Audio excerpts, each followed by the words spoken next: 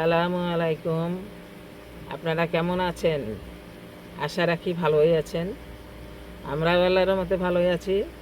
তো আজ আমি খাসির মাংস এবং কলিজা ছোলার ডাল দিয়ে রান্না করব।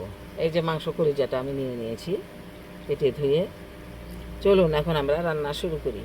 রান্নার মূল পর্বে চলে আসলাম। তো কড়াই দিয়েছি, কড়াই তেল দিয়ে নিচ্ছি। বিসমিল্লাহির রহমানির রহিম।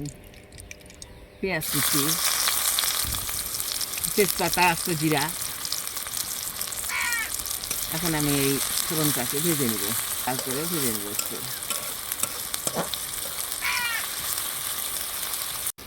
আমি গরম মশলা দিলাম, দারচিনি, এলাচ, বড় বড় ফল, ছোট ফল, শুকনা মরিচ, লবঙ্গ, গোলমরিচ সব কিছু দিয়ে দিলাম। এখন আমি এখন পানি দিয়ে দেবো, একটু পানি দিয়ে দিচ্ছি।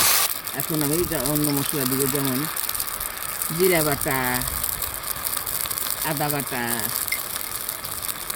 রসুন বাটা, মরিচ গুঁড়া, ধনিয়া গুঁড়া, হলুদ গুঁড়া,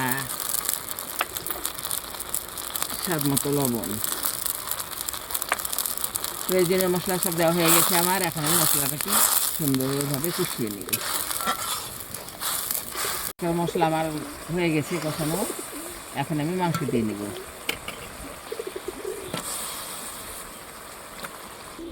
মাংসগুলো আমি দিয়ে নিলাম। এখন মাংসটাকে মশলার মধ্যে কষিয়ে নেব বেশ কিছুক্ষণ ধরে। আপনারা দেখতে থাকুন। কষানো আমার হয়ে গেছে, সিদ্ধ অর্ধেক হয়ে গেছে। এখন আমি ডাল দিয়ে দেবো। আমি সিদ্ধ করে রেখেছি আধা সিদ্ধ, হলুদ লবণ দিয়ে, ওকে আমি দিয়ে দিলাম। এখন এই ডালটাকেই আমি মাংসের সঙ্গে কষিয়ে নিব। মাংসের সঙ্গে ডাল কষিয়ে নিলাম। এখন আমি ঝোল দিয়ে নিচ্ছি, পরিমাণ মতো ঝোল দিয়ে নিলাম।